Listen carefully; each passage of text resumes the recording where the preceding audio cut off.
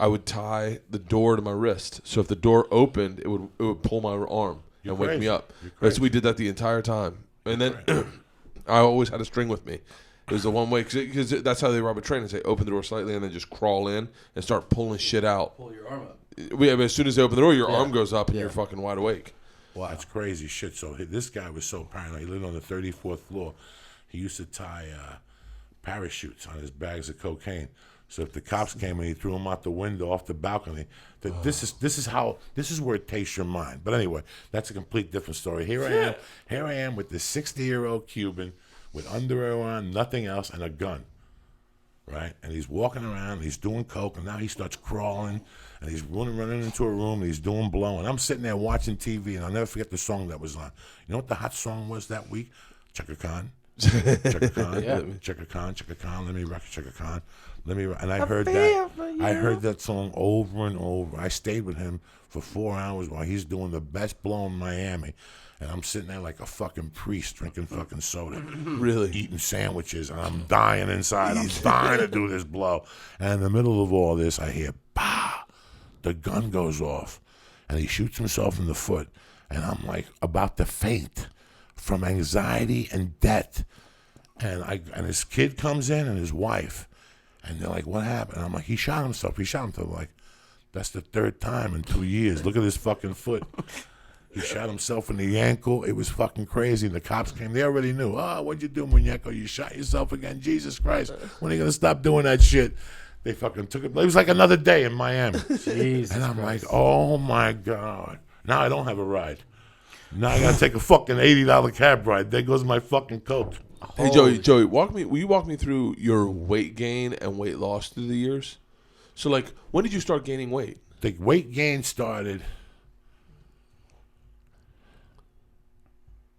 1995 in Seattle. That's when you started gaining weight. When I left Boulder, I was about 230. Really? Shoulders. I swam every day. I rode a bicycle around town. When I got divorced, I was a big North Boulder rec guy. Big. Yeah. Fins to swim, goggles, really? 3-4 times a week, master's swimming program. I loved it. So then when you went to Seattle, that's when you were with Josh Wolf and Brody. No weights, car, no walking anymore. In Boulder, I didn't have a phone, so I have to walk to the payphone when you text me. You know, the walking disappears. It's amazing when the walking disappears. When I was an open micer in New York, I was Slim Jim Magoo, and you're eating in New York, right? You're getting the slice, you're getting the meatball hero in Harlem, because you're walking, your movement, and it's all uphill. Do you remember what you used to call? Remember when I lost all that weight and I was walking around everywhere? I just walked to meet you. You remember you used to call it the DUI diet? He goes, he didn't drive, dog. Why'd you walk? And I go, I was just trying to lose weight. And he's like, what do you want to do? Did you get DUI? Is this the DUI diet? There's different diets for people. And listen, when you take walking out of your fucking patois, you want to lose weight? Walk from fucking Studio City to Hollywood 2 times a week. I almost walked here tonight, and then I was like, "Fuck that." Oh, that's a hike. That's a hike. So wait, so then when you went to Seattle, when I went to Seattle in the beginning, I started gaining weight. I started fucking and sucking the stripper.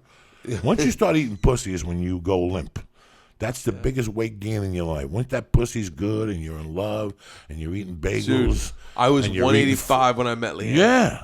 That's the biggest. So when I met the stripper, here I am taking aluminum foil out of her asshole.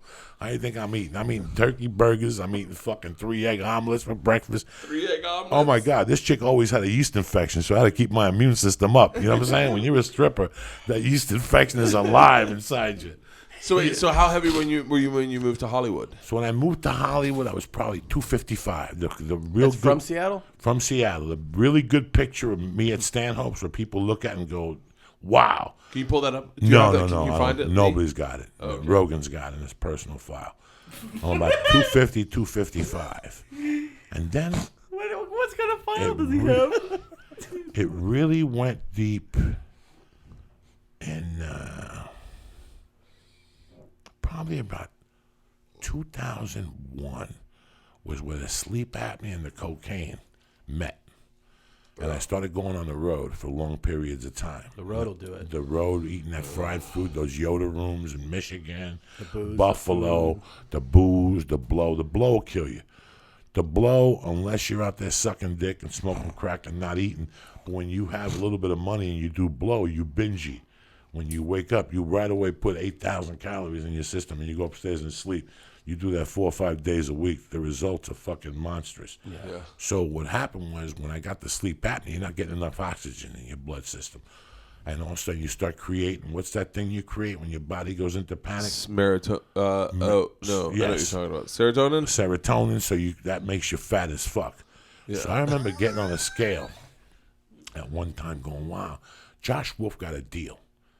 And I got this commercial for a mobster. Something happened. I needed suits. And I called Josh, and I go, Josh, I need to borrow money. He goes, you know what, man? I got this deal. I'm going to give you a present anyway. He gave me $500. Josh Wolf's show on CMT starts June 9th. June 9th, everybody. Yeah, he's going to on be on the CMT. podcast next Wednesday. I just thought I'd throw in a plug. Are you on that night? No, you're on the first week. I'm gonna do like next week or the week after that. Okay, I I'm think. doing the 11th. Yeah, I'm doing the 11th. So, Yeah. what was I talking about? Josh Wolf, you asked him to borrow money for a suit. You asked him to borrow money for. He gave me $500, and I went for that 3 suits for $200 in Hollywood. Yeah. You get 3 shirts, 3 ties, 3 suits, a pair Yeah. of shoes, a belt, a hat, Yeah. a burger from fucking Musso and Frank's. Yeah. You got everything for $200. Yeah. But those suits are great for about once after the third use, you got to throw them away. Once you stretch and the elbow pops out, or somebody lights something flammable next to your suit, because it's always something flammable. Don't go to one of those fucking Poison concerts, because you'll leave there like a fucking. I was going to say something cruel, but it's Monday night, it's Memorial Day. So then, when did you get to 400 pounds? Wait, so do you get your suits? Let me tell you guys, when I went for those suits, I Lee's was laugh probably is the best tonight because it when I comes out went- of nowhere. when I went for those suits, it was probably March, let's just say 2000 or 2001. I went for those suits. I was about 300 pounds. About a month later, I went to put that suit on, and I have no reason to lie to anybody. The pants were 2 inches away. When I bought those suits, I fit in that pants. I bought those pants. I got them tailored for myself. Yeah. When I put them on 2 months later, I was 2 inches away. I couldn't even breathe the stomach in. That was the sleep apnea, the cocaine addiction, and the diet all met at one time. Yeah. And I went from like 3 to 355 overnight. Couldn't even wear regular clothes. I had to be sponsored by Big Daddy. And I then remember Ralphie was sponsored by Ralphie, Big Daddy. all of us. Yeah. And he was sending me clothes. That's how I was living. I was taking my profits from comedy, snorting them, and I was getting clothes from Big Daddy. Yeah. Why buy jeans when Big Daddy would send you those sweats in the mail? It was amazing. Sweats are the enabler When to you're a gaining fat weight. fuck, yeah. Sweats are the friend that's like, dude, just No. one more time. How big? What year is your? And then I phase? went to Houston for the holidays. Pete used to book me for 2 weeks over the holidays. Yeah. If you're a fat dude and it's in your DNA to be fat and you like eating, Houston should never be a stop for you at all. They go deep in Houston, and especially if you're doing blow and drinking. Yeah. Okay, Yeah, I used to go drinking to town, for the sure. drinking. You're waking up right away. You eat pierogies instead of 2 eggs and oatmeal. Yeah. Those pierogies, I throw 10 of them and 3 cans of Coke right off the bat. Just to fuel the diabetes and the cocaine at 7 in the morning. it.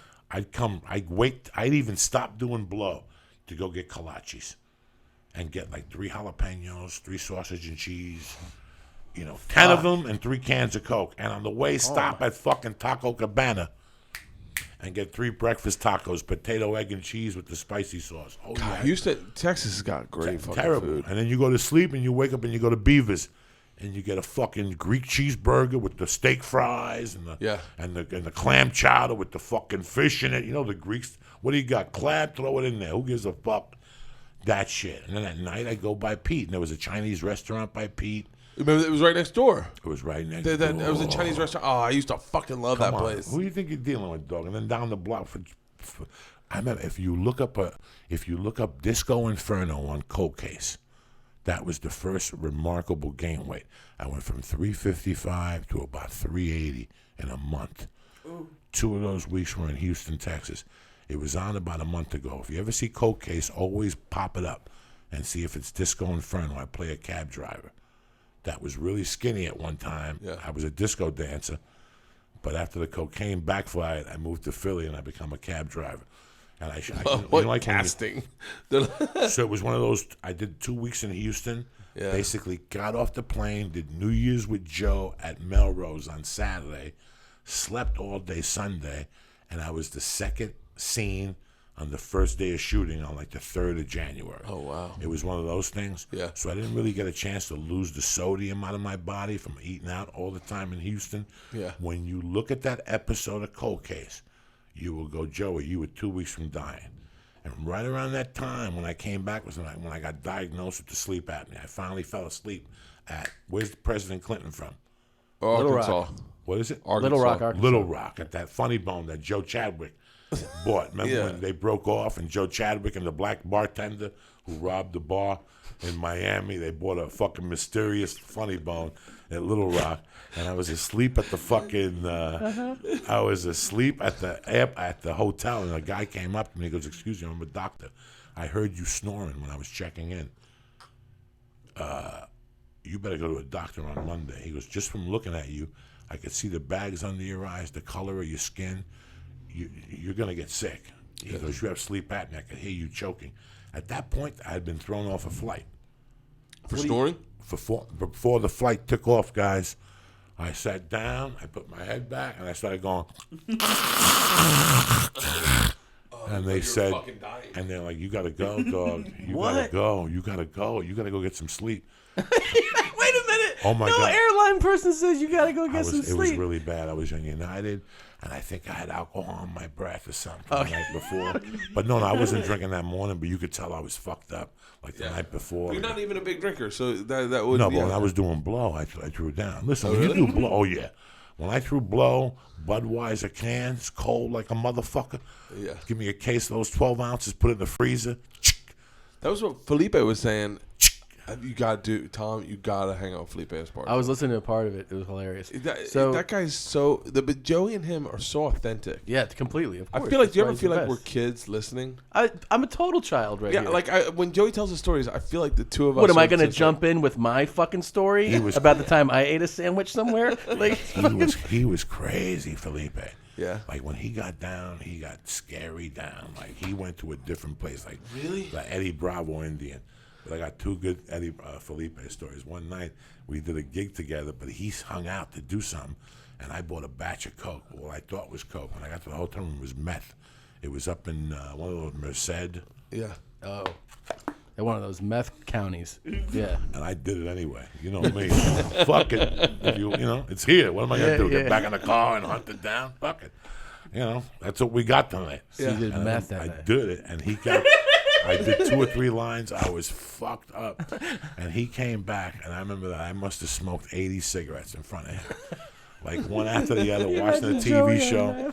We left the door open, Imagine Joey on meth. and there was can't imagine oh my Joey on god, meth. and there was a fucking female comic at the hotel that I knew. I remember saying in the back of my head, "I'm gonna go give her some meth dick. I'm gonna wake her up because my dick was hard as fucking hell."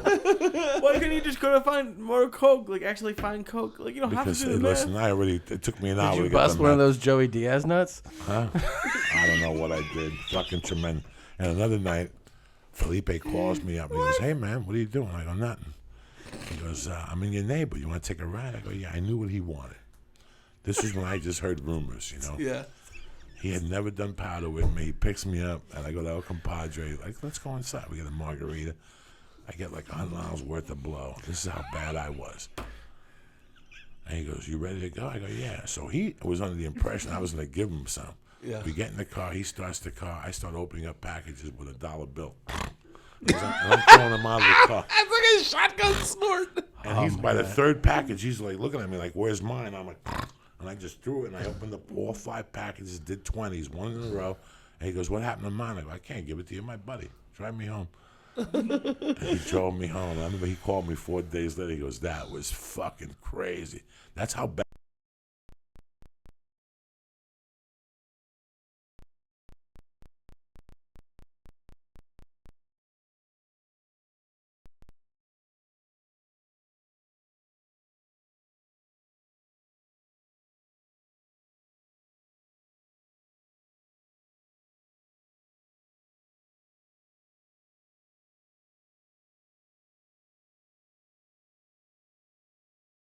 And Joey's going, It was. I would pay money to see that. Where is that? How does I have somebody no not fucking have that? idea. I want to find it. It's like Los Platanitos or something. Platanitos. El Platanitos. Yeah, and what was the? You guys had to do? Did you guys do stand up or just No. do panel? No, we did like a Spanish contest, like a ball throwing contest. Listen, it was like $3,000 the week before the holidays. You know what I'm saying? Sometimes you got to do what you got to do. But you both were of them spitting speak that like both of holi- them speak like that English Spanish. Yeah. Like Holidays. Felipe goes. I don't even know the word for breaks. I go, what? And he goes, I thought it was brecos. Yeah, sometimes you just. It's funny how every year for a couple of years, I would get a cocaine gift a week before the holidays. Like one time I went to do an audition, and I didn't get the part, but I'm walking out, some little chubby guy comes at me and says, "Excuse me, you'd be right for a mafia commercial you're doing, but it's non-union, but it pays $2,500 for 2 days' work, if you know anyone." What do I sign? Non-union, I don't give a fuck. You know, this is the holidays, Jack. That's $2,500 cash. And they put us up in a hotel, tremendous. All the way, like in Camarillo, nice, like fucking butlers and shit. Yeah. Like doctors, non-union, put us up, fed us. It was a Snickers commercial for fucking Russia or something like that. Then the one year I got the ski thing, I got the teeth with Warren Miller. Every year they would You pick, did a ski thing with Warren Miller? oh my God, they would pick a comic every year, and it was a company out of Boulder that did skiing, and they would host a boat. Oh my God! Oh, you didn't ski? Oh, I skied. I skied when I lived in Colorado for real? 3 or 4 years. I loved it. I never skied in Jersey. That's not skiing. Yeah. That's Fear Factor. That's your shit. Trip tank, whatever the fuck that is. Trip tank. Killing yourself, on purpose. Trip tank There's killing only 3 yourself. states you could ski in and have a great time like that. Yeah. It's Utah, Wyoming has great skiing, Colorado, Idaho. Idaho's got great skiing. What are we talking about? Soldier Mountain, Idaho. What are we talking about? Look at Lee. I have no idea. Me neither. Who gives a fuck? Lee, are you holding on by a thread? Yeah, pretty much. Nah, he's as tough as fucking nails. So what are we talking about I skiing? have no idea. I don't remember. I'm always fascinated by the path of your life. Like the weight gain and weight loss blows me away because I don't know. Tom and I deal with weight gain a lot, but I'll be dead honest with you. I've been getting on the road. I've been eating like shit and getting depressed the next day. Like going, this isn't the right way to do it. Listen, bro, as soon as I get my itinerary, the first thing I look at is the hotel, and I dial up the menu. Now, at least you have an idea. Listen, we're all savages, but you know what? Listen, you could eat 2 eggs, and you could have 2 pieces of multi-grain toast. It's the potatoes that kill you. You could have 3 slices of that Oscar Mayer center cut bacon. You could have 3 pieces of that for breakfast and live. A little fruit, that's normal. I love to eat the potatoes, and I love the breakfast smoothie like I had, and we all love that shit, but that's what kills you, bro. I'm 236. I started 242 was this weight loss thing I started. And in a week I got done to 236, but now I'm just kind of plateaued because I drank this week. You know that you have to work out 4 days I a work week. out every and day. You have to drink water and 5 miles, drink water. You have to drink 2 days a week. You have to put in your mind. I gotta. That's my thing. Listen, that's my drinking. thing is the drinking. I get you. So you have to make a deal with yourself. Yeah. You can't drink on the fucking flight. That kill. That's I it. really genuinely wish I could do like you and just have marijuana be my thing. But it's not. That's not, my brain's not wired that way. Hey man, that's what makes us unique. That we're all different. That there's people that like alcohol. I can't. I want to do a tour bus really bad. I talked to Jim Jeffries today, and he was telling me exact numbers. I really want to do a tour. He was telling you numbers of what it costs. What it costs for a tour bus, and where you got to break even. Is this extraordinary? No, No? it's $10,000 a week. I'm not. No, listen. Obviously, you know exactly how much money I make, Buns. So do you, Joey. I can't afford that in a weekend. But if you start doing these one-nighter, do a tour of one-nighters, where you do it at rock clubs, and I'm gonna do I do the call in sick to work thing.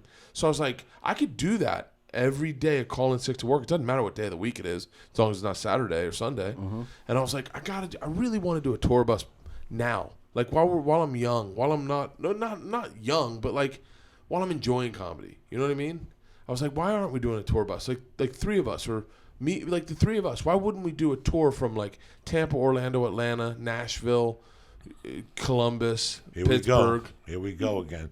Now tomorrow I'm gonna wake up. I'm gonna have 1,000 twits when you putting the tour together. No, but And why at would the we end do of the it? week, Why this would shit we? don't fucking happen. Why don't we do this? And Why I don't got we do 2 this? days of people tweeting me, wasting my fucking precious space. You ready, Joey? What? Call in sick to work tour. We'll do that in the morning, and then we'll do a show at night. 2 different clubs. I'll tell you why. Because I can't leave this fucking place for more than 3 days of this shit. It's tough. It's tough. I- I only want to be away Thursday, Friday, Saturday. I'm broken, man. I broke After that that, fucking barometer. Yeah. After that, I'm done. Say, I've been what would on the what would road it take you to do 2 weeks? Thursday, Friday. What would it Saturday. take you to do 2 weeks in a tour bus? Thursday, Friday. I don't want to smell your farts, and you don't Yeah, I want was to smell gonna mine. say. I'm an adult. If we were a rock and roll band, and I had chicks sucking dick and a guy preparing my heroin shots Yeah. and cutting lines. But at this point in my life, listen, just put me in the hotel and pick me up in the morning. All right. Really? I want to take a shower. I don't want to be traveling. I don't want to be Tracy Morgan, get hit behind by some fucking guy in a bus when I'm trying to whack off. I don't want none of that dilemma. Leave me the fuck alone. Everybody calls me every 2 weeks with a tour and an invention.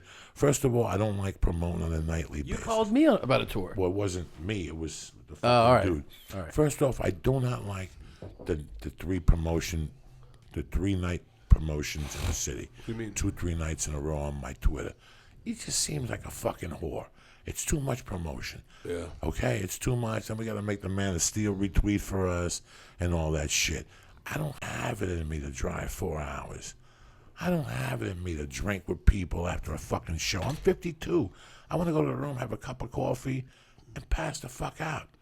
I just don't have it. I wish I did. And to keep this up to par. Yeah. Because at the end of the week, this is the catalyst. You know, these agents is call it. you up and they and at the end of the week, then for 2 days, I got to rush this. Now I got to put somebody on I don't want. I got to do this. I got to do that. Now they stop listening to this, and my numbers go down for me to make chump change because I want to be Johnny fucking Elvis at 40 and live in a fucking tour bus. Yeah. You got a nice life. You go in Thursday, you come back Saturday. You're a fucking sadist, you know. You like this shit of going to a baseball game on Sunday. I couldn't sit at a baseball game on a Sunday knowing my wife is cooking. I can't do it. There's no club in the country that I want to work on a Sunday. Yeah. And that's your I dilemma. didn't know- I and didn't I your didn't know fucking dilemma. you had so many gold teeth.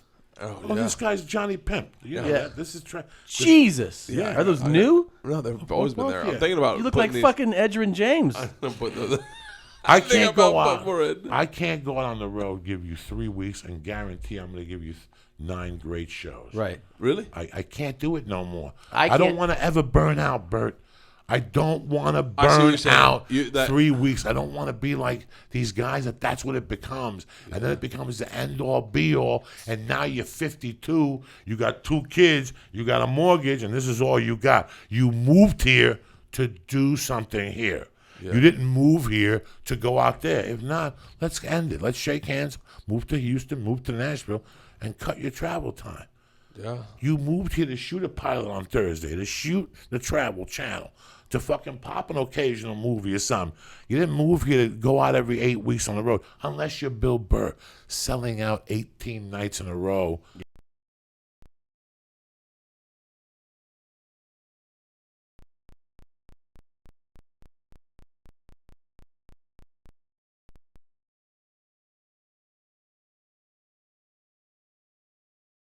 Out shows. 10 days. In a- that's not it. in a 10 row. days. Yeah, and like 2 Monday, 2 Tuesday, 2 Wednesday, 2 Thursday, like that.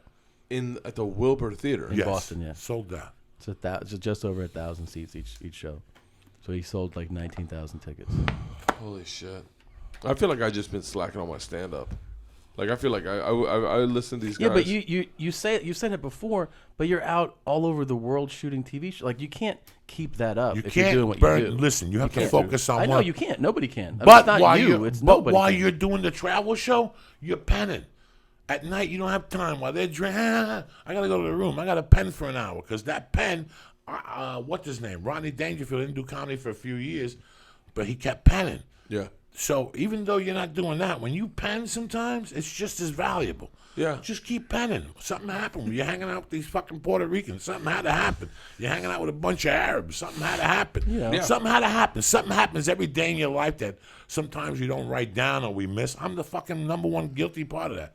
Yeah. But don't ever feel you're slacking. When I'm I just working feel on like a movie, I just see all you the guys on the road. I feel like I come back and I get on the road for like 2 weeks, a month, but I'm not on all the fucking time, you know? Yeah, but let's say when I get on a movie, let's say I got a movie 5 days in New Orleans. Yeah. Most assholes, 90% of a comic would go, huh, I'm not making that much money on the movie. Let me go book a comedy night. Then you book 3 fucking nights in New Orleans. Now you're out till 12, and you're shooting a movie with fucking whoever. You're getting the opportunity of a lifetime. When I shoot a movie, guess what? Everybody else sucks my dick. I'm shooting a movie. Yeah. If at the end of that movie I want to do a weekend in New Orleans like I did, then it's done. But I don't mix apples and oranges. I used to, and I used to get a shitty result. Why are you getting a shitty result for? The most, to me right now, when I'm out the 3rd week in a row, that Thursday, I'm feeling it. I'm feeling my jokes. Start to feel kind of like they're on press play. Fuck it. I don't feel want to. stale That's it. on that. That's when it's over. Once Yeah. I feel that, that's it. That's why I told the guy, listen, don't back me no more. Every other, then give me 3 weeks off to recoup to get a feel for this. Yeah. And then put me out there. And I appreciate the work. Don't get me wrong. I just can't cover the spread no more. But I know this going in. I want to keep this fresh. I don't want to come in here on a Sunday, get home, pack, eat, and then come here at 8 o'clock because I got to leave on Wednesday because Rosemary wants me for Bob and Tom. Fuck you. Yeah. Bob and Tom can suck my dick. I'm going in Thursday. I got a life here. Do these go out day and date? No, these go out Monday night and Wednesday night. But, I don't want to do 2 pot. Again, if I got to come in here Monday and then Tuesday, I want to even keep this motherfucker fresh. Yeah. I want to space it. I don't want to come in here and do 2 in a day and then the law of diminishing return. I went to the I was gonna the release, law of diminishing returns. I was the biggest whore in the world and it got me nothing for years. Everybody goes, you're a hustler. Yeah, I could throw down with the best of them. I could get that schedule. I could fill my schedule 8 days a week. I could call every club owner. You don't know how I do it, but I can't do it. Yeah. I know that by the 5th week, I'm on stage giving you a bullshit show. I'm going to yell at a heckler that usually I don't yell at. Yeah. You're the one that convinced me to cancel my Sunday shows. Always. Now I do it. Now I do it. Too. Now I do it either Thursday or Sunday. Sometimes it's easier for me to stay with the girls, on Thursday if I'm coming in late. But the girls would love to have you, but the girls remember Sunday dinner. There's nothing like Sunday dinner in the American culture. Nothing like it. Nothing like Sunday dinner in the American culture. I gotta ask and you we something. spit at it. And then when everything goes sour, we sit there, I don't know what happened. We've disrespected our own culture. Sunday that's it. I don't give a listen, I'm not doing the midnight show. I got shit to do in the morning. When I get there, my kids don't understand that I made the midnight show. They don't understand that I work and that this is provided. They don't understand that concept. Yeah. You know what they understand? Daddy wasn't there on Sunday. That's all. And this is what I know from blowing a marriage and blowing a relationship and blowing a relationship with my child. I'm not talking out of my ass. And this is what I've seen over the years through other comics. Because there's no woman, as much as she loves their kids, when you're calling her going, I'm in Beirut dancing with a bunch of Heb girls, and she's at home at an art class with fucking Isla getting thrown fucking M&Ms to the fucking neck. You understand me? And you're telling her, how much can a woman tolerate that? How long will you tolerate that at home? I'm in Puerto Rico with 3 natives drinking pina coladas. Wait till you see me on Trip Tank. And here I am at home with... Shit, I'm going to piss myself. Where's fucking, what's his name? Where's Tony Bennett? Memorial Day weekend, guys. You're the only person I swear to God, Joe, you're the only person I know that can take me from really, really listening to laughing hard as fuck. It's tremendous, guys. Who's better than you? Are we leaving? No. Okay. We ain't going nowhere. We're here. We're drinking wine. You got the Uber, right? I got an Uber. You want to smoke another joint? No. Fuck no, man. No. What? You all right? You want a piece of edible? That edible was 6,000 milligrams at some point. Jesus. It's our second one. That's the second one we Do went you to. ever... No, I really want to know this. Do you ever go like, I'm too fucked up from your edibles? Ever? Does that thought ever cross your mind? Happens every day. Every But ask him what he does when that happens. I wake up, I brush off, and I go back and get the lion that bit me. And you take another one. But I take a few days off and I regroup. And I Do you sweat. really? When I go to acupuncture, she cleans my adrenals out. She cleans my gallbladder. And that's where the THC develops. It sits there like a glue. So when I go to her to before I Yours go must be like fucking oil sludge. But I've been running this. Like Exxon Let me tell Mobil. you what happened. I've been running this machine for so long, I can't stop this motherfucker now. The body's got this glue everywhere. Yeah. And now you just got to learn how to maintain it. You can't let it cross over into the danger zone. I got to keep it like Tom Cruise before you got to Scientology. Do you ever get tired of fucking hanging out after the shows? Yes. I can't believe your stamina for that. Yeah, I don't know. You're the one that brought that up to me, though. Like, I just... Because I'm like you in this sense, is that I'm like, let's go back to I want to go back to the room. You know what I mean? Like, after the show. I was You're shocked a fucking all-nighter. Yeah, I spend the night with this. I tell everyone, if you come to my late show, I hang out with you. I'll hang out. I don't know how you do it. I don't know how you don't get just I used to tired. do it too, guys. I used to do it. I can't lie. Yeah, you because I see both. I said to you, yeah, I can't believe you don't do it. Because I when I get done my second show, my first show I sell shirts or whatever and books, and then I go back to the green room and chill for a sec, and then after the late show I go out to the bar. I tell everyone, but man, I don't have. This is gonna sound massively insecure, but I didn't have the security in my material that you may have, that both of you have, because I always felt like the only reason I was there is because I sold drinks. You know, but the truth is, when I first started headlining, I heard Pete, as a matter of fact, Pete is exactly who said, he goes, you know, man, you got a big drinking crowd.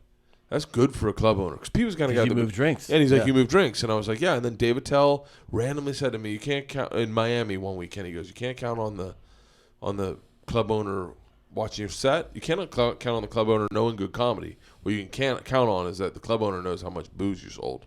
And you sell a lot of booze, and you'll fucking keep working. Yeah. And that's always been my MO. So in a weird way, and I remember Tony Baldino telling me in Chicago, he goes, nothing for nothing, but when you hang out Saturday night, I get like an extra $4,000. And he's like, it's not a lot, but it just adds to your weekend of sales.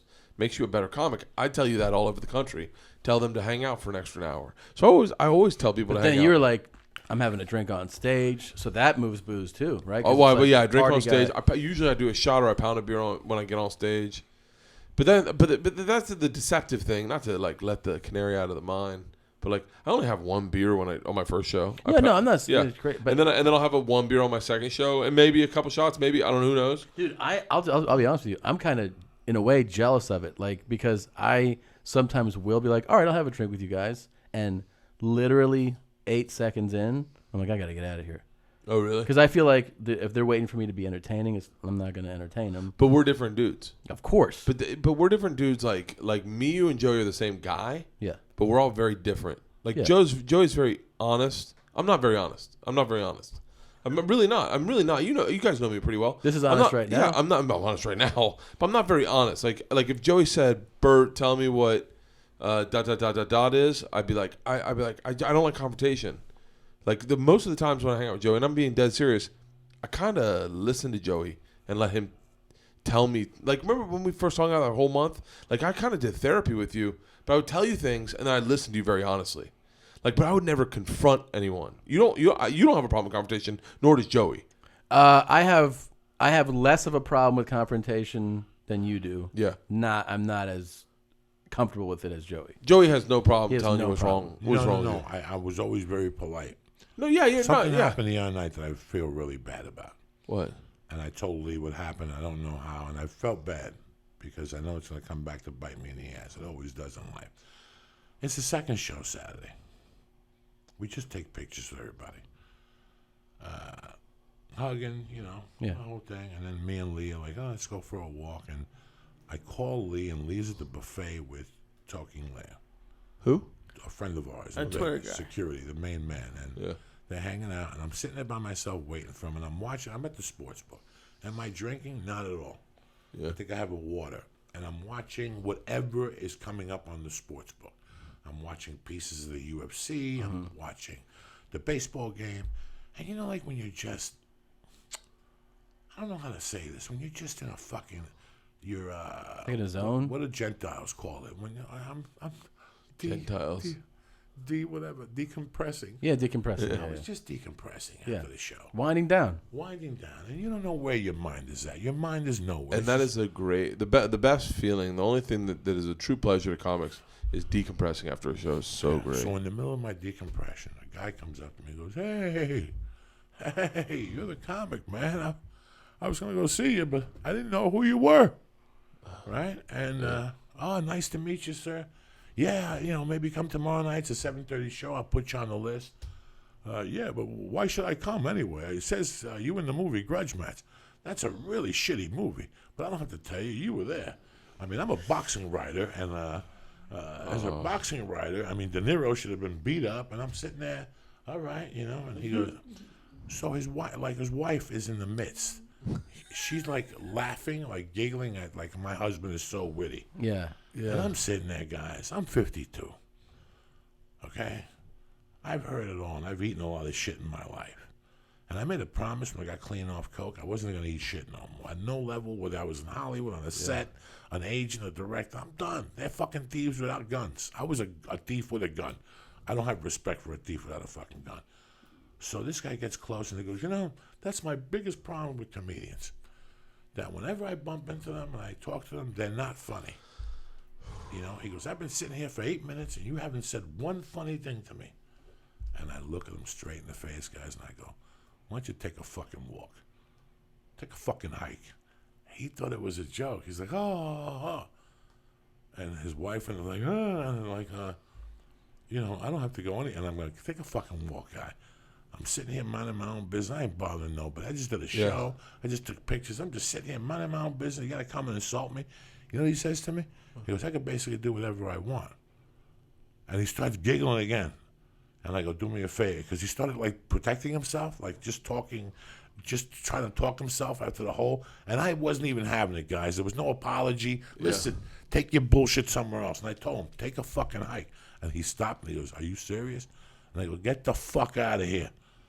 And he looked at his wife like I was a Martian, and they just walked away. I didn't want confrontation. What is that? Yeah, Is that confrontation? No. I don't know if that's confrontation. But you feel badly about that?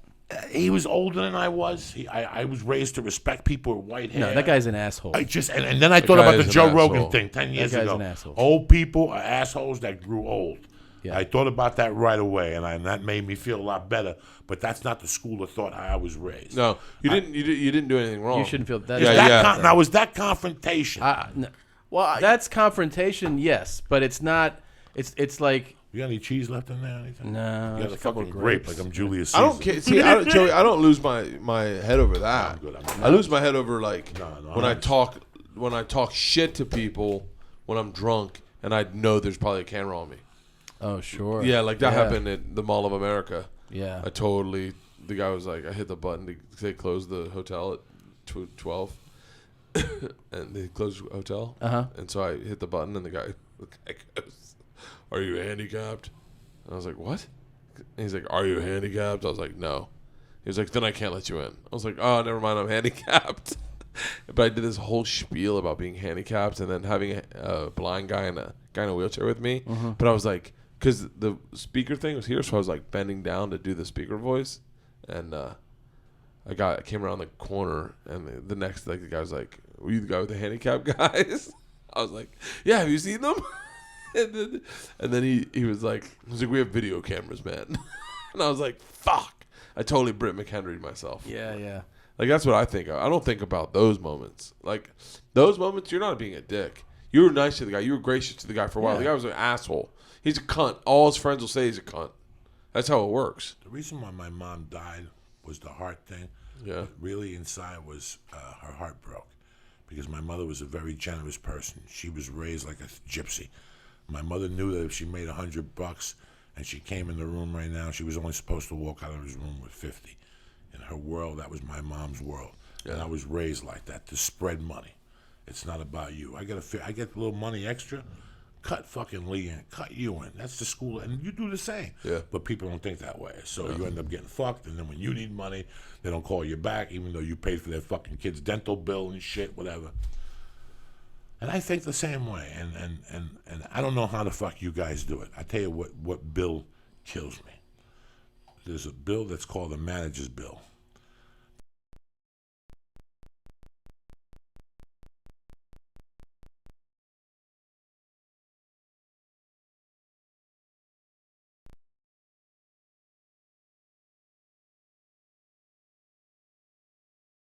grab your pen and you're like, what? You know, I tried to tell them you needed more money, but they wouldn't budge. You tried to tell them, you fucking cocksucker. That's the bill that's always paid me. Or the bill where I'm paying you for the same job you're doing. And all of a sudden, wait a second. What's paying for a going phone on here? call. Yeah, I'm paying for a phone call. I don't like that. There was times when the number was okay, so I paid it. Because sometimes it's just good to have you around. Yeah. Let me give you the 10 points just to give you a little taste of what it's like. But they don't appreciate it anyway. So the other day I got a call and some guy says to me, hey, I got an offer for Josh Wolf. What do you want to do? And I go, not for nothing. You're not theatrical. He goes, yeah, but they sent me the offer. I go, no. That's theatrical. And somewhere on the line, that guy is going to go home, and he's going to see that, and he's going to go, where's my 10? Yeah. And I'm going to have to pay him 10. And I hung up, and I felt bad the rest of the day. Is that confrontational? Where I come from, that's telling people. But in L.A., when you do that, you get on the fucking shit side. LA's a weird place. People That's don't a like weird talking side. to you in their face, I think. You know? Yeah. You have to They don't check mind it in people. the You car. have to stand up for yourself. If You not, have bro, to. they'll rape you to fucking death in this town. You learn that though, man. They'll rape you to death, and sometimes you accept it. When I was doing that blow, when I was telling you guys about the blow, it wasn't the blow that was killing me. It was what it was doing to my spirit. I was letting things go because, you know what? If I yell at Bert, the cops are going to come, and I'm not going to be able to do that package I have tonight at the house. And who gives a fuck if Bert humiliates me? As long as I can go take that package. You know, that's how I thought about agents and people in the industry. And when I stopped doing the blow, that was the thing that got me past it. That if I stop doing this blow, I'm going to act how I was raised to act. When So that's how you act now. when somebody steps out of line, just a fucking fraction, I got to nail them. Yeah. Because I don't want it to grow. I'd rather not even let it fucking grow, because in my world, that shit festers in me. And then one day, it's like when people send me text messages.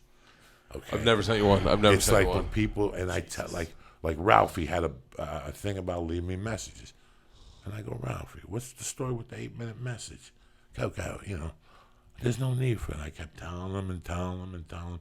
And one day he caught me after I just got cut off by an Asian guy.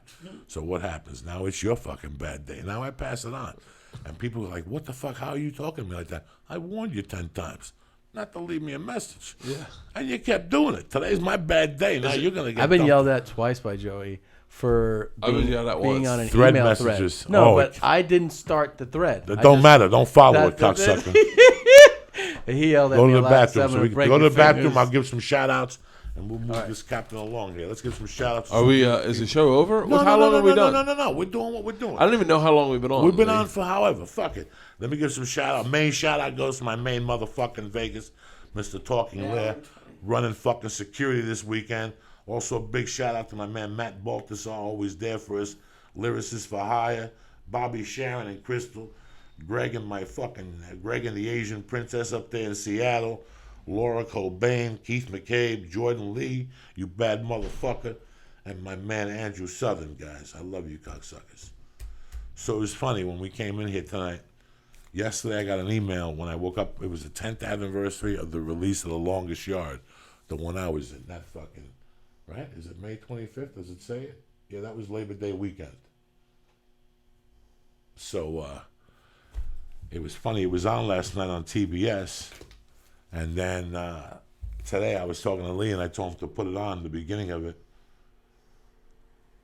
And that's where we're at. So I don't know if you guys give a fuck. I really don't. I want to give a shout out to my Give a main shout out man. to that store we went to. Which one? Oh, Yeah. Sunset Herbal. Sunset Herbal. Let me give a shout out to my man. Oh, can I give some shout outs? Yeah, give a shout out. I want to give a shout out to the top. Never mind. Never mind. I just realized what I was doing. New podcasts are out. Felipe Esparza, Owen Benjamin, and Jason Ellis this week. That's already up there. Go get them. Jason Ellis had just released it today. It's a fucking amazing podcast. You ever talk to Jason Ellis, Joey? I was on there one time. Yeah. Yeah. I had a really good time with Lee this weekend in Vegas. I was talking about it when I walked in here. That sometimes you forget. How much longer are we going to podcast? 'Cause I Who can the podcast for a while. I don't Who know. the fuck knows? I gotta go in a minute. Who the We 10, gotta 10 go. minutes. I have Relax. a fucking long day tomorrow. He's got a long day tomorrow. Well, how Relax, bad is 10 your day minutes. compared to mine? It's probably bad. Why? What do you got to do? He's going to shoot shooting a pilot. He's a got to pilot prepare. Wednesday. Oh, for who? He couldn't do it for True fucking TV. True TV. Come on. Come bro. on, man. I This got a guy's- pilot with fucking History Channel. This guy's Wednesday? No. this guy's I got next a fucking meeting. Seinfeld. Leave him alone. Why are you picking on him for? You know what I'm saying? I had a really good time. Yeah. You ever do something, Bert? Yeah. And I forgot about this quality of life. You ever do something with the girls and they have such a good time Yeah. that no matter what's going on in your world, just seeing them have a good time makes your dick hard. Like you're like, this is amazing. I know. Euphemistically, I know what you're saying. And it's funny I to watch see him jump on Lee. the trampoline and get my dick. It's funny to see Lee in Las Vegas. How, I mean, he couldn't wait to get to the buffet. Like he just couldn't wait. He had buffet tickets. So wait, do you take Lee with you on the road? No. I just took him to Vegas because I wanted to tape the sets, and I know he enjoys it. What's the difference? They're going to give you a room anyway. He drives out. He has a good time. You know, it's called making somebody's weekend. You know what I'm saying? Like, Yeah, you just yeah, go, yeah. what the fuck? I got a room. It's not like I'm to Switzerland. He goes out, you know. So I go, Lee, you want to go to Vegas? He came, and it's weird. I ask him because I forget about the fun normal people have. Yeah. Like I'm damaged goods. I got damaged by the blow. Everything around my life early on at Lee's age was surrounded by getting my dick sucked and doing blow. Nothing had become fun. You know what I'm saying? I could stay in a closet with an Asian chick just doing blow and fucking. And to me, that was the best thing. You guys could come to me and tell me how you went to an art exhibit. I would rather have done that though. What? No, you wouldn't have, cocksucker. You would have got scared and cried. And you would have never fit in a closet, The Lee. fucking Asian chick had a big clit. It had to be a walk-in closet with tons of shoes. But it's so funny how much fun I had watching him gamble and It's like a child. eat fucking. We had the best strawberry shortcake, like New York style, like old school. That was just sensational. Lee's got a blessed life. You Lee's gotta, a you funny gotta love guy. it, Lee. He was eyeing the strawberry shortcake the entire weekend. Every time we'd walk by, he'd like look at it. He'd talk to the baker about it. How much do you love it? How much do you love what you do? For real. That's the best thing ever. He Well, is a I don't know good- what's going on with the mics. He has a good time, man, and it's Yeah. funny when you. No, it's so cool. I'm saying I love to hear that somebody loves. You love it, right? Hell yeah. Yeah, it's the best. It's got to be. You know, in a weird way, it's like I know you. I don't have to. I'll speak for you, Tommy. But like, I know that we both feel blessed to know Joey. Oh, 100%. But we I'm also blessed feel to know you like, guys. but in a weird way, we feel like we've earned the right to know Joey. Yeah. Like No, we're like no, but like no. I I'm blessed always to know I always, you guys, No, man. I always feel like I don't feel like I always one of my favorite you stories is when you call one night and you go, what are you doing? And I was like, nothing. I'm sitting in the front yard with the girls. And you go, I'll be over in 5. And you and Terry and Mercer came over, and all the girls were in the front yard, and me were sitting on Adirondacks, and I honestly thought, I was like, I'm really lucky to have this moment, like a fan. But then I went, in my head, I remember thinking, he's my friend. Like, because I remember I wanted to take a picture of it, because that was so cool, and Instagram it, like a fan would do. Yeah. But then I was like, oh, this is my friend. I guess I shouldn't do that. You know, like I should just hang out with him. But it was so fun that our kids were playing together, and my daughters love watching her. And so, I feel like Tom and I'm lucky to know Tom, but I feel like I've earned the right to be his friend. I feel like I've earned the right to be your friend. It's got to be great to be Lee, who kind of came from out of nowhere, and all of a sudden is like it's accepted 100%. I get a kick out of Lee. Like when he gets high and he starts laughing for no reason at all, it makes me laugh hard as fucking shit. Like when you said he had 2 boys, they're like, and Lee lost it. It's gotta And we be all awesome. got along. And we all got along. Except they didn't at all. Yeah, I felt that. I knew that thing. Like, well, I felt it with you too. Where like, because I opened, I would MC shows that you were on. So it's like, oh, I know this guy, but like, can I call him like a peer? It takes like years to get to that point. You know what I mean? And then you saw me get slapped in the face, and you were like, I was like, this guy's a bitch, man. No, but then with Joey too, I met Joey, and I was like, it's like a fucking tornado of a human being, right? Yeah. And then I go, Please. like I can listen, but like, can I call? Like it took a while to be like, yeah, like earn the right to like call somebody, right? Or like, Yeah. You're kind of like intimidated and / like impressed by them. So you're like, I got fucked over by nah, I shouldn't say fucked over. I was just like, are you leaving, Lee? No, he's putting the air on.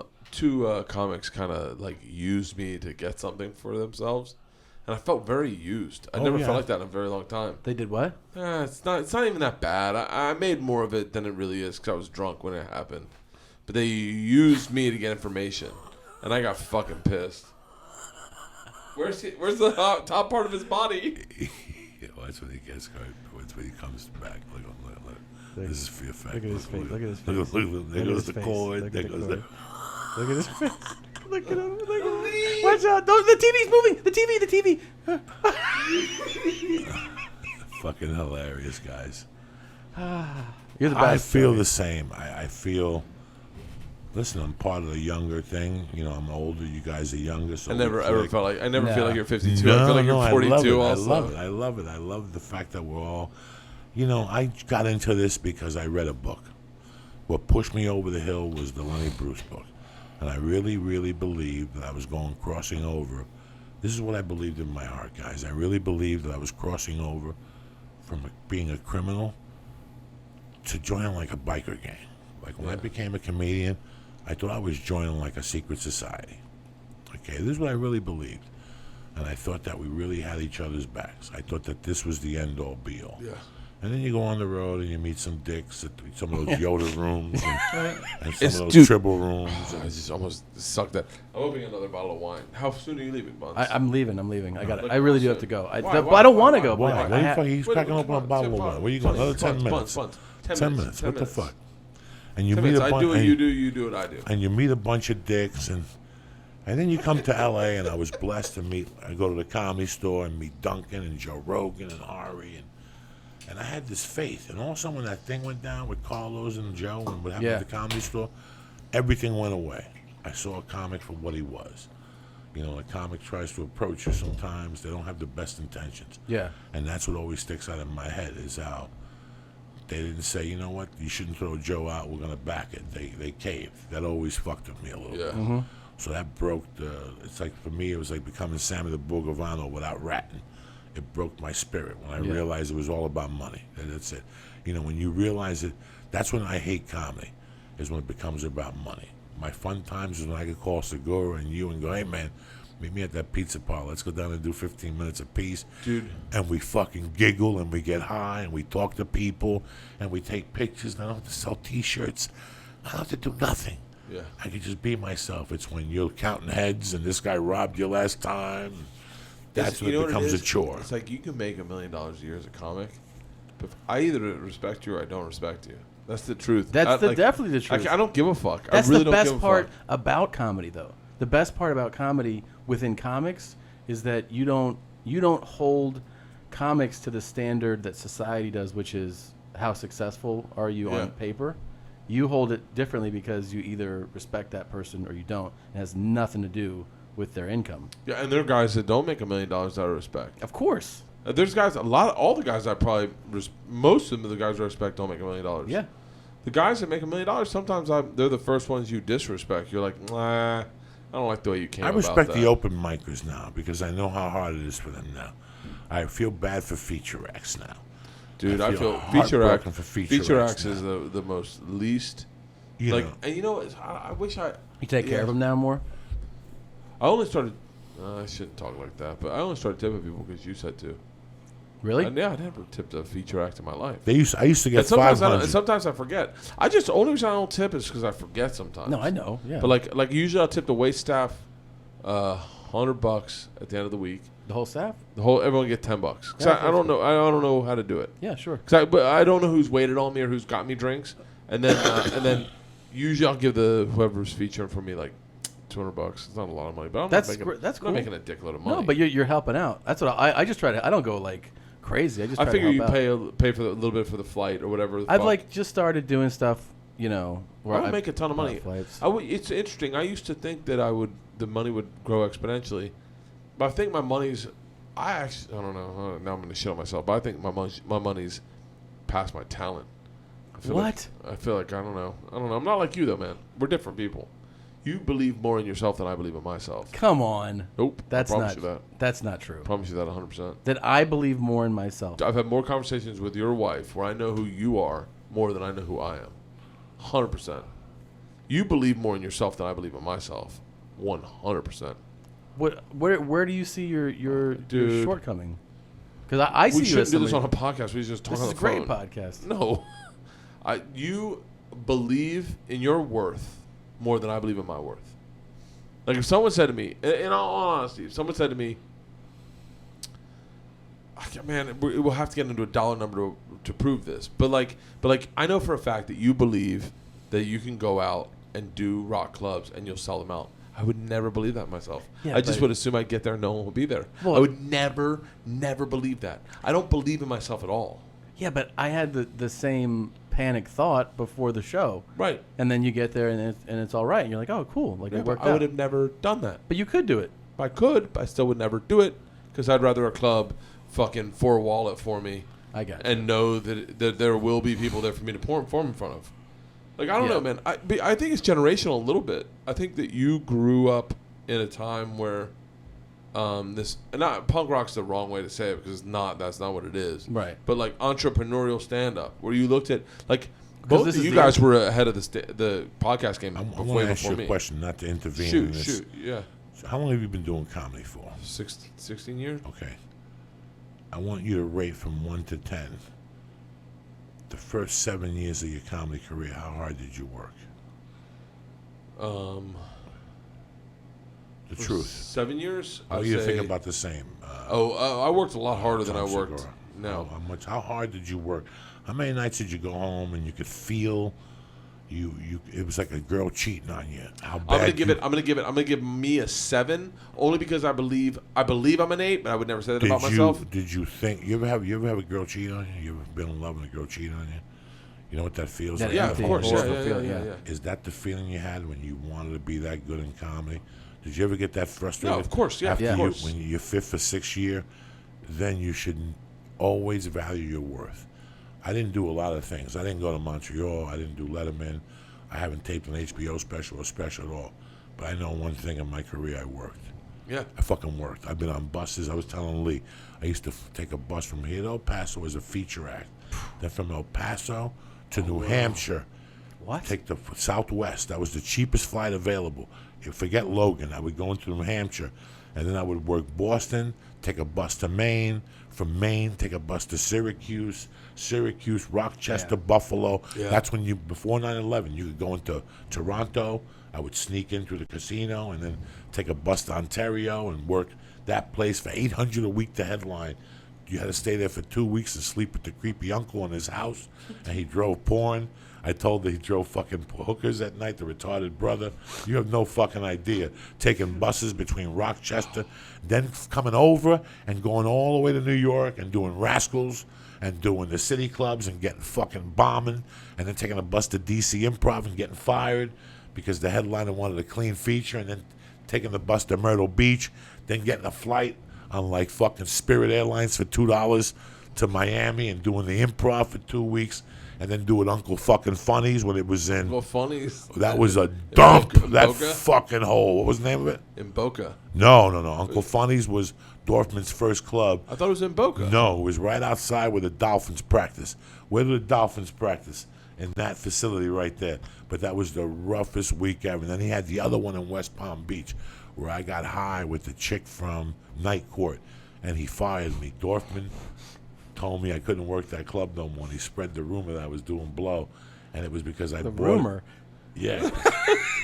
The Fuma, whatever the fuck it was. Davis? Huh? Davis, Florida? Davie, Florida. Davie, Florida, Davie, you Florida. jackass. What the fuck you think you're dealing with? Some novice guys?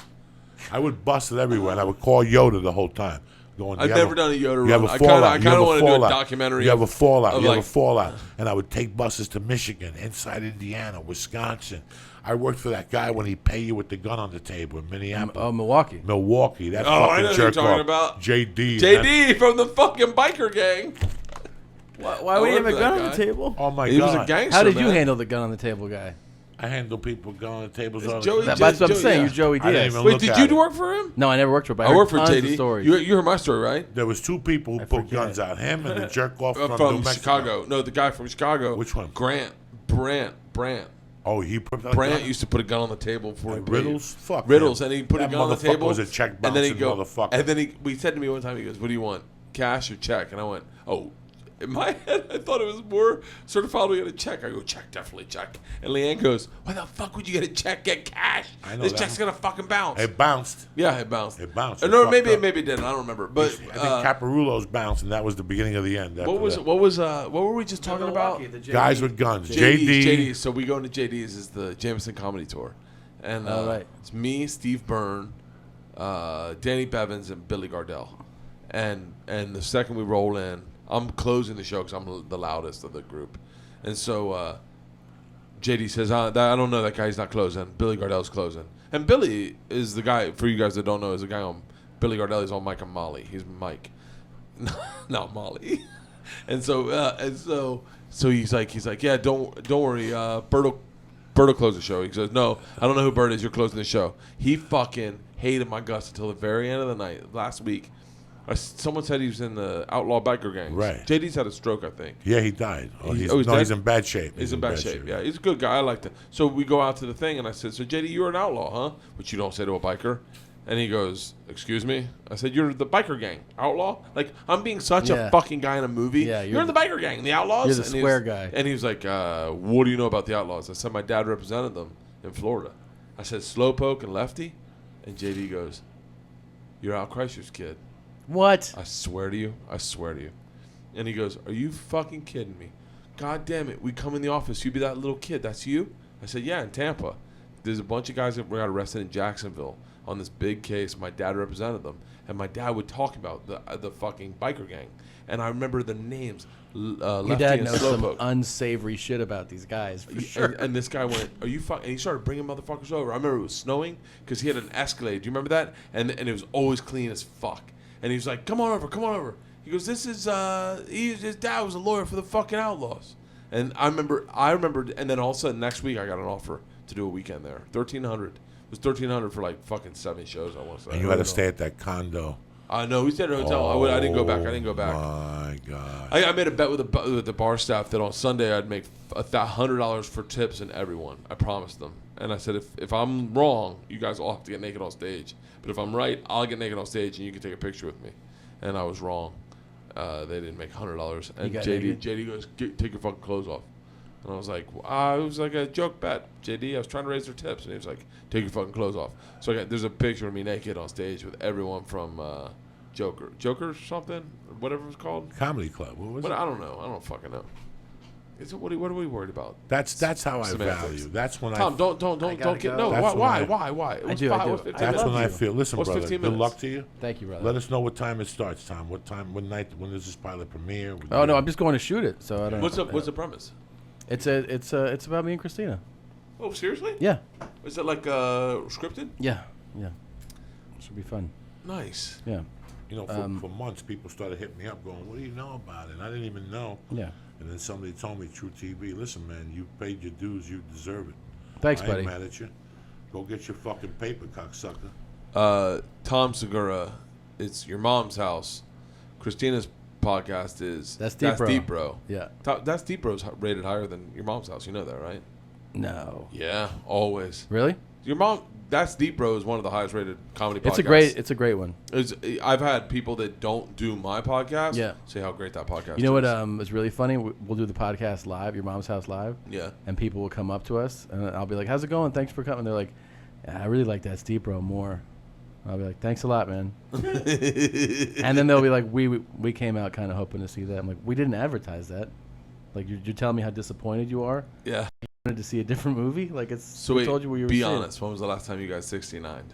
69. I'm gonna be honest. I know that it was I'm gonna say 6 years, at least 6 years. No, it's not that long. 69. Yeah, it's not that long. No, it's been a while, but not that long. The sex position? 69. Yeah. Why are you asking personal shit with his wife? What's the matter with you? So he's fucking Bert. Because we were talking about 69. Look, you were here's- talking about 69 and earlier. Here's what's important, man. What? June 11th, I'm at Stand Up Live in Phoenix. Oh, shit. Are you? Yeah, and June Are 13th, you going in to do just one show. One night. One night. What He's a night? savage. Huh? June What 11th. night? June 11th, Thursday. What- It's a Thursday. Thursday. Okay. Are you going in to do press that morning? No, I'm just flying in that day and doing the show. Do press that morning. Do that. You think so? KPWD. All right. KUD. I'm fucking the name up, but do it. It's such a great show. No, I've done it. I love that show. Yeah, it's a great fucking show. And Calgary, June 13th, 2 shows at the Laugh Shop. Jim Jeffries' family is from Calgary. He's on my podcast next week. Is he doing it? I already did it. I did it with him today. Oh, you got to tell me about the tour bus thing. I want to hear about it. I'm gonna do a tour. Take Lee with you. Do me a favor. Take him with you. I'll take You guys are the best. I love Lee, your Tom I love Segura. you. Thank Love you. you, Give man. my best to your wife. Good luck with this fucking thing. Thanks, brother. You don't want to start or go? No. You gonna shave the beard for the fucking pilot? Yeah, one of us has to pick the beard because we look too similar. Like Syatt and shit. What? Right. Whose keys are those? They're Lee's, are right. No, that's the problem. I bumped into Slash one night, like in '98. Joe took me to Riviera, and it was for the Dirty Show, and I bumped into Slash. I saw him at the airport, and then I saw him walking around in the afternoon. I went up to my room. It was my first time in Vegas to do comedy. I couldn't sleep. I went walking around, and there he was at the bar by himself. And I went over and said hello and told him that he was at one of my shows at the Union one night with Paulie Shore. And The Union, I remember. he started talking to me, and I asked him what happened to the singer. And he goes, "Can I ask you a personal question? How you doing with comedy right now? Are you doing well?" I go, "I'm not doing good at all. I just moved here. I've been a pilot, but whatever. I'm still getting $15 a spot." He goes, "These are going to be the best times of your life. Yeah. You're going to remember these times. This is what matters. Always savor this, because later on when you make money, you're going to question it." That's what happened to the singer. He started questioning, and all of a sudden he started looking for spiritual answers and why he did what he's doing, and he really believed. You know, sometimes, is my mic on or is it low? Put it a little louder, my mic. Sometimes, man, you see it. Yeah, like the crank other my night, mic up, too. I love Jimmy Fallon. Yeah. Do I mean, is he Johnny Carson? Fuck no. Is he Dave Letterman? Fuck no. But it's 2015, and he puts something different. You know, he does sketches and he sings with people, and he does kind of cute stuff sometimes that even I tolerate. And I'm not a half a fucking fruitcake. I tolerate. I'm like, you know what? I see where he's coming from as a comic. Yeah. I still remember him going into the Improv with a guitar. He had that fucking manager lady that was a savage 15 years ago in L.A. Yeah. That chick got him from point A to point B like that. I still remember him doing sets at the Improv, coming in with the guitar, Jimmy Fallon. Anyway. I never saw that. So this is 97, 98, and I never saw him again. And then we had Sting on there. Now, my personal opinion of Sting, I love music, but he's a fucking skunt. He broke apart one of the greatest bands. Police is a fucking amazing powerhouse. band. But he's such an ego. He's such a fucking cunt ego that it leaks out of his pores. Yeah. Me, I get it, so I gave him the benefit of the doubt. He's such an ego that he even killed Jimmy Fallon's touch. Like, Jimmy Fallon even felt insecure. You could see it. I had to go down and hang out with you guys at the casino. I was really, I don't know what my point is, but that's how much of a fucking kiss of death he was. Like, that ego will kill you. Yeah. That's a little too much ego. Yeah. But that's why I don't, when I get a residual check from Spider-Man 2 and it's 14 grand, I got two options. I go question how the fuck I got this and snort a bunch of blow and start crying and walk around like the guy from Nirvana, or I could just suck it in and move forward. Have you seen that documentary? Yes, I have. Shocking. Yeah, did we talk about that already? No, but I saw you tweeted something. Yeah. Montage of Heck. It's You know- fucking insane. It's, you forget just exactly how good Nirvana was. Tremendous. Amazing. Kurt Cobain was Tremendous, amazing with just tremendous. fucking hardcore riffs with great vocals, great lyrics.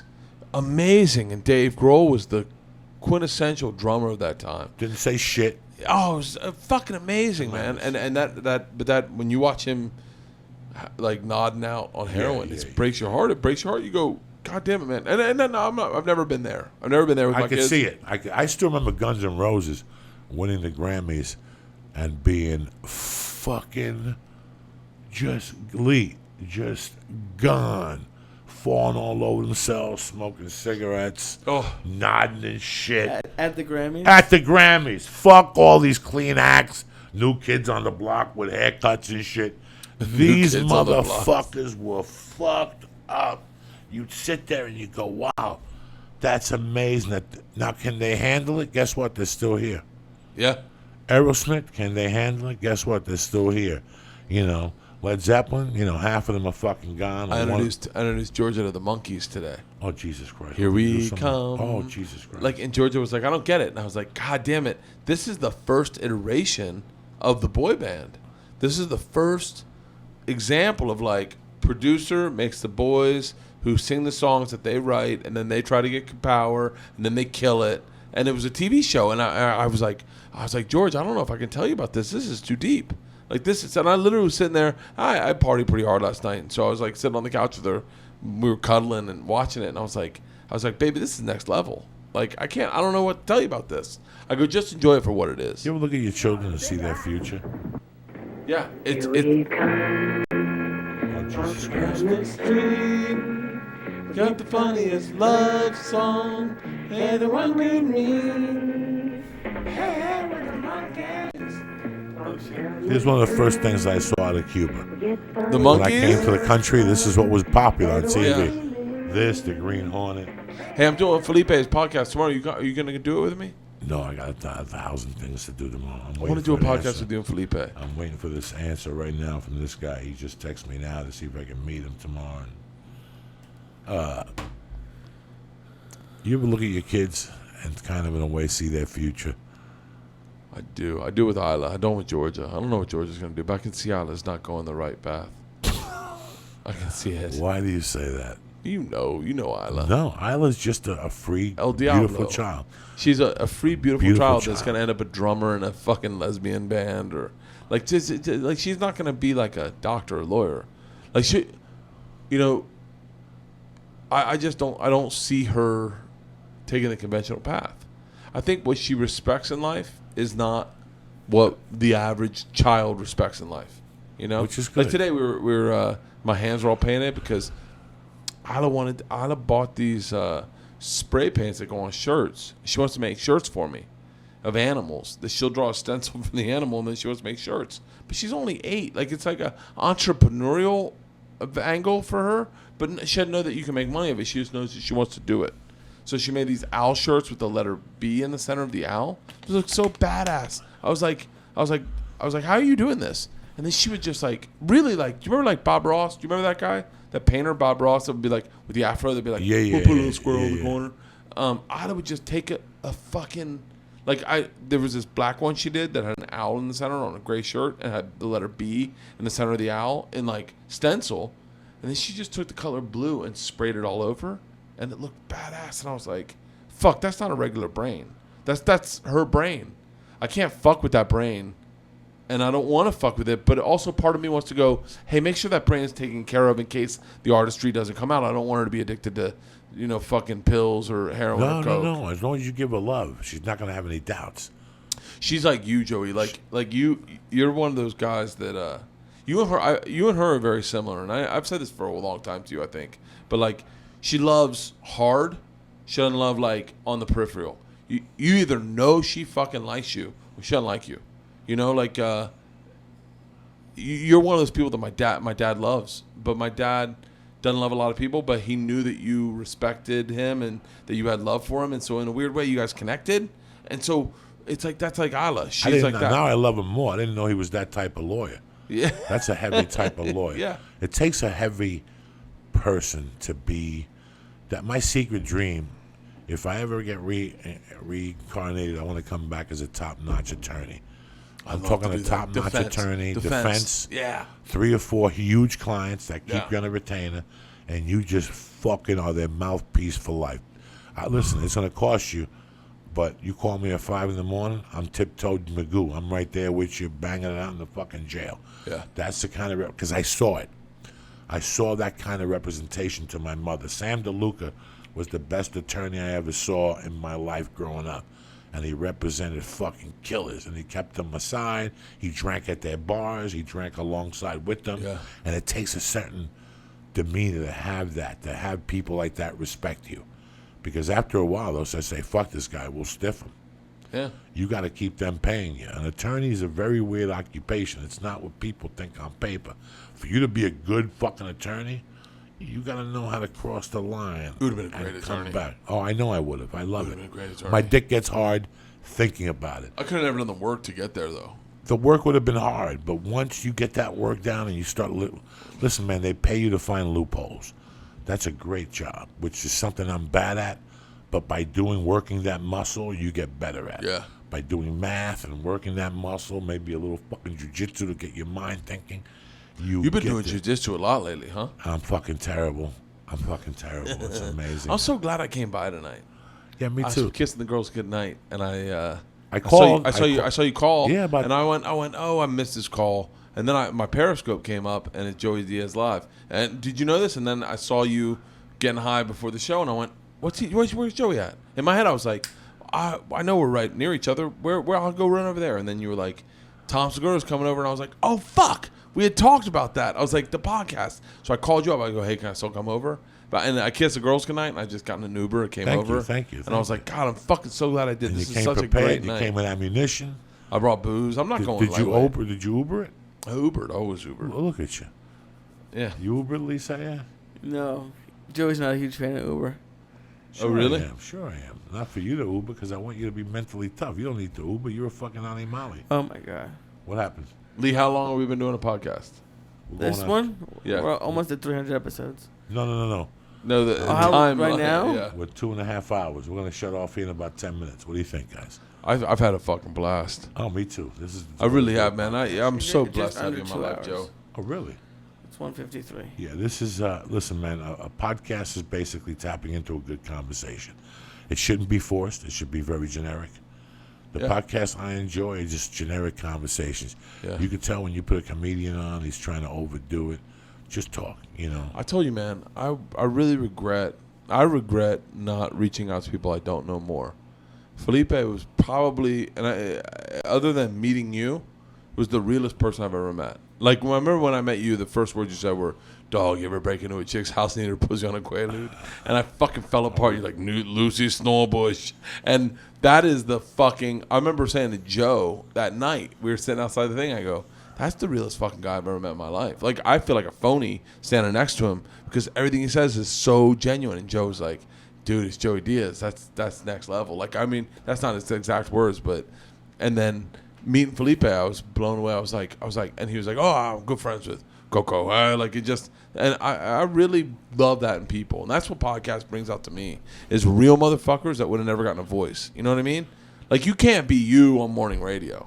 No. I try. Comedy, I was telling Joe and I was talking to Ari, and if you're a fucking idiot if you don't know this. Comedy's at an all-time high. Yeah. People are going out every night to watch comedy. We're like, it's back. It's back in full motion. You know, it really fucking is back. What are you doing over there, Lee? Is that an Just earthquake? listening. No. This is what's happened for a long time. For a long time, people would sit at home and they'd only see the comics that they see on Comedy Central. And that's great. There's some great comics on Comedy Central, but there's also some fucking shitty ones. But that's where America thought it ended. And all of a sudden this thing, social media popped up and YouTube popped up. Now you can look up these comedians. Now feature acts have a fan base, you know? And what the fuck are we talking about here, Lee? I don't know. So I think we're all on a... now what's happening is you're introduced to comics you would have never met before. So for all this time, you've been meeting these comics that you think are goody two shoes, and all of a sudden this new brand of comedy comes. Yeah. That some of them, are like Joe Rogan, who's very intelligent and very profound, and he smokes pot and he does fucking TRT, whatever the fuck he knows about fighting, and you get all these different comics spilling their heart out to you. So it makes you love them. So it makes you see comics that you wouldn't usually see. Like myself, Comedy Central would never dream of putting me on. Felipe, the general has fallen in love with comics that you wouldn't see generally because of the internet. That's the best part of comedy. That's the best part of Why would you ever comedy. want a guy who fucking just knows what the market wants to buy, resaturates the market with what it's already purchasing. I mean, I don't mean to be a cunt, but like, I feel like a lot of comedy is like that. A lot of comedy is guys who know what the market purchases, and they simply repackage what the market purchases. And then you get guys like you and Felipe. I'll say like 4 very different names. You, Felipe, are so authentic that no one's doing that. No one's doing that ever anywhere. You can't find it. Everybody wants a TV show. Yeah. Nobody wants you to really know. I had this horrible thought, guys. I just told my wife on the way out, and I'll share it with you guys. I love Lee Syatt. Lee Syatt's like my little brother. I love Diaz, but I look at a lot of people who are under 20, under 30, in that mid-range. There's 2 different types of world, you know. One thing I have appreciated from the lesson I've learned with myself in the comedy is then I also learned that with music. Now I believe that we maybe didn't hear the best music that was out there. Yeah. There was maybe a lot better music, but maybe somebody didn't like them. Maybe they fucked somebody's wife. Maybe they did something. Maybe they spoke up for themselves, and they didn't get a chance. So now I've been listening to more independent label music. When people send me CDs now, I sit down and listen, and I've been learning. Yeah. This has opened up my eyes also, you know? I don't know what the fuck I'm talking about. But mainstream, more comics like myself that you wouldn't see are going mainstream. And it's great because you're not just exposed to what the fuck the media is pushing down your throat. The real fun is hearing someone live a life that's different than yours.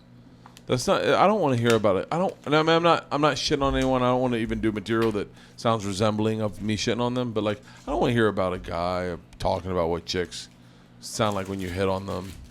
We get that. We've all lived that life. I want to see something I want to see Ernest Hemingway. I want to see a fucking Gatsby. I want to know someone that lives something different than me. I don't know. That's what I dig about, like what's out there right now in the market. You know. I don't know. I'm pretty fucked up too. Do you think on like a long enough timeline, if you just kept at it, everyone would have some sort of success, whether it's just like selling out or having a show? It depends what you look at as success. Right. I've been going to jiu-jitsu for 2 fucking years. I am horrible.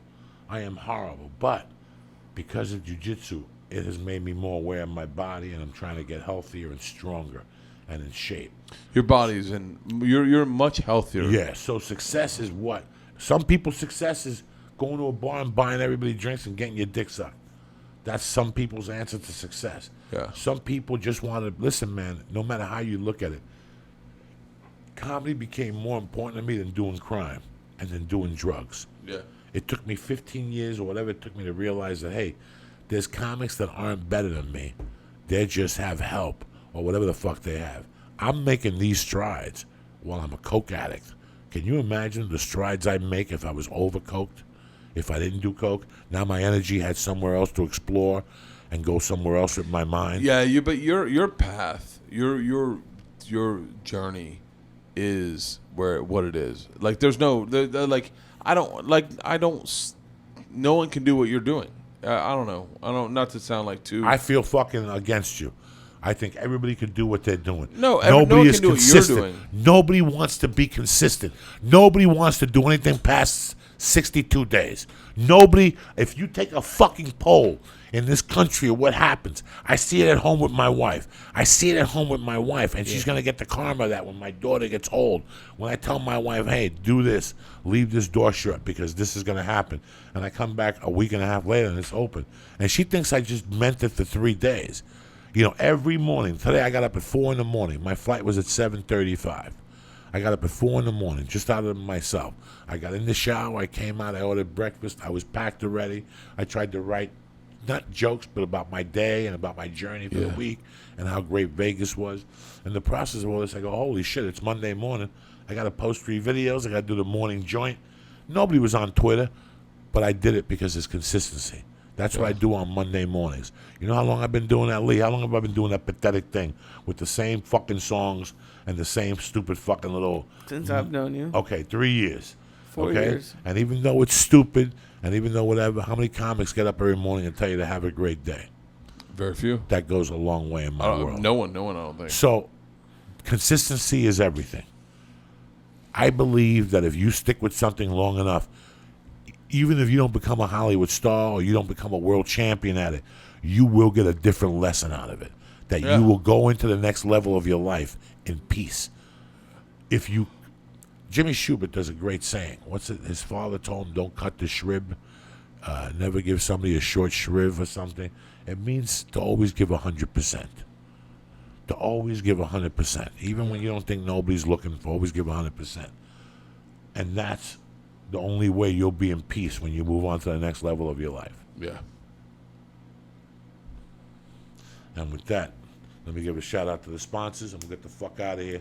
Hey guys, you get all new Bert casts this week. I'm in DC. I'm fucking Joey. You do this to me. I turn into this like fucking malleable piece of jello when I'm around you. And I'm Well, hold on 1 second. Let me talk about Honor here. Maybe you should take some fucking Shroom Tech. Maybe you should take some fucking complete earth-grown nootropics with alpha GPC and AC-11. 90 capsules. This is one of the best products on the market to get your fucking head together, because it all starts at your fucking head, cocksucker, and then it moves on. That's what Onnit does to you. Go to Onnit.com right now and look at the exceptional fucking inventory they have of fucking nootropics, lootropics. They got everything.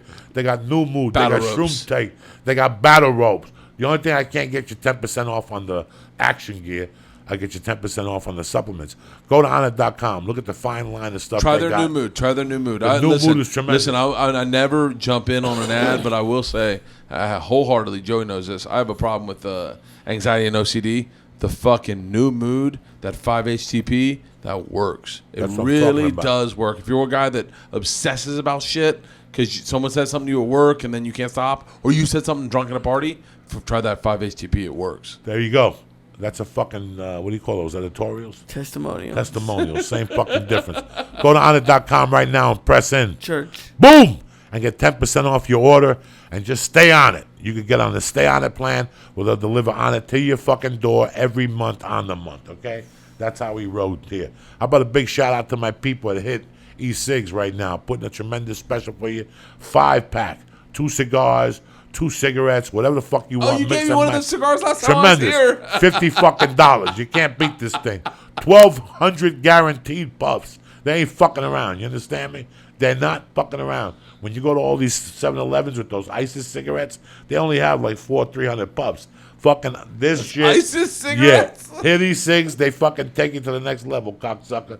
Go to hittycigs.com and press in. Joey's Church. Boom, and get 5 Hitty Cigs for $50. That's $10 a piece. You'll be smoking fucking electronics to the end of time. Don't I love you, support cocksucker.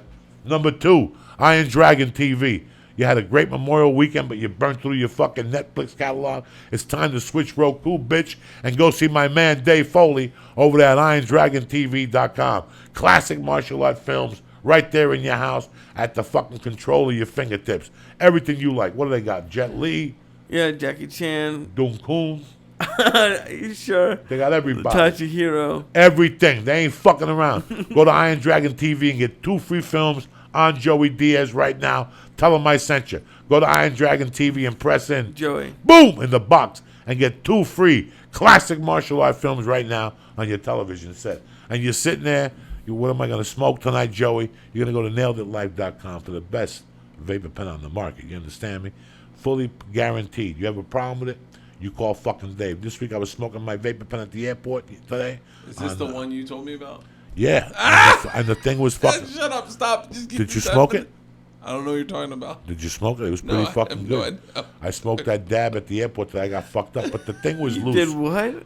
But the thing was fucking loose already. If that happens at one of Dave's pens, I call Dave that Nailed It Life. I got a pen delivered to my house within 24 hours. Go check out naileditlife.com. All the great products they have for dabbers. If you're dabbing and that's your world, they are the fucking kings of it. They make a gummy bear called Los Gummies Hermanos, which will fuck you up. 250 milligrams of a hash oil. You need a license to get one, though. If you live somewhere where there's no license, don't ask, you dumb motherfucker. We can't mail it to you. Another shout out to Nailed It Life. Another shout out to Iron Dragon TV. Another shout out to Hitty Cigs. And a tremendous shout out to Honored.com and to Bert Kreischer for coming this weekend. God bless you, Joey. Also, you bad motherfuckers, on Saturday night, one-stop shop, Uncle Joey, Oklahoma City, at the lab, at the university. That's right, Uncle Joey's coming to Oklahoma City. Put the fucking horse away. I'm coming with a big dick and some Vaseline. And then the week after that, the Denver Comedy Works. All you pot smokers, I'm coming to fucking town. You better get ready. I'll be doing jumping jacks. By the time I get there, I'll be under 300. So I'm going to smoke pot like a motherfucker. I'd like to thank Bert Kreischer. I'd like to thank my man Tom Segura. When's the new season started? A trick, whatever? Trip Flip. June 2nd June on Travel 2nd Channel on Travel at 8 Channel. p.m. And the thoughts tonight do not express the thought of the producers or the Food Network channel. You understand me? I love you, cocksucker. Stay black. You, Uncle Joey loves you always. Happy Memorial Day. If you're a soldier, let's get the national anthem. Oh, I fucking love this. Let's get the national anthem. Like last time, Lee. Let's What's up? Like play some music of the national. I am. Where Joey. I got it There, bookmarked. yeah. This is one of my favorite times I've ever had on the show. Oh, here we go. Get up, you fucking faggots. It's America, you fuck. Soldiers died for you. And you want to walk around with a sore ass telling people you're free. You ain't free, you fuck. You're a fucking hologram. You're trying to be somebody else. It's Memorial Day, you fucking cocksuckers. Be a man. How long can you live this fucking lie? Soldiers died for you in Korea, Dunkun, fucking Vietnam, Germany, fucking Hawaii. Soldiers have died for you, motherfuckers. And you cocksuckers are walking around acting like half a fags thinking you can do what the fuck you want to do. The party's over, you fuck. ISIS is knocking on your fucking door. And who you gonna cry to when you cut that fucking haircut off that you paid $90 to? You're gonna cry to the boys of the American fucking armed forces. That's right. The Army, the Navy, the fucking Marines. Who else? The Air Force, the Coast Guard, the Boy Scouts. It all starts right there, you motherfuckers. Yes! Get up tomorrow. Be a fucking man. Gets tired of living a lie. You're a fucking American. If not, move to fucking Sudan or to some region and switch governments. You miserable motherfucker. Be an American. Thank you. Good night. Rest in peace. Rest in peace. Rest in cocksucker peace, Danny Dan Murr. I love you, cocksuckers. Rest in peace, Dan Murr. Oh my god. Oh, I'm so glad I came over. Fuck yeah.